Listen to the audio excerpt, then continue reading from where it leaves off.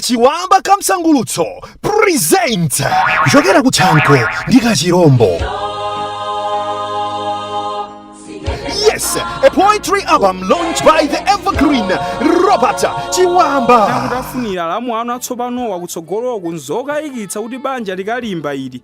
Silinganenereti mwina mungadzandifune ndzapitirize Loweruka pa 22 December 2018 from 7 p.m. pa Crossroads Hotel ku Lilongwe. Dzakukwatira magetsa kadzayaka.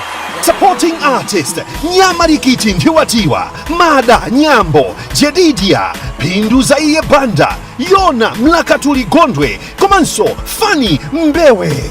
Ma advanced standard tickets alipo pa 8,000 kwacha, ndipo pakomo ndi 10,000 kwacha, ndipo mukaguliratu VIP ticket 15,000 kwacha, pamene pakomo ndi 20,000 kwacha. Get your advanced tickets at Crossroads Hotel's Business Center, Steers City Center, and Cheza Cafe at Gemma Complex. Ukwati wa chibwezi chako chaka. Powered by Origami Designing Concepts and Flood Church, Malawi.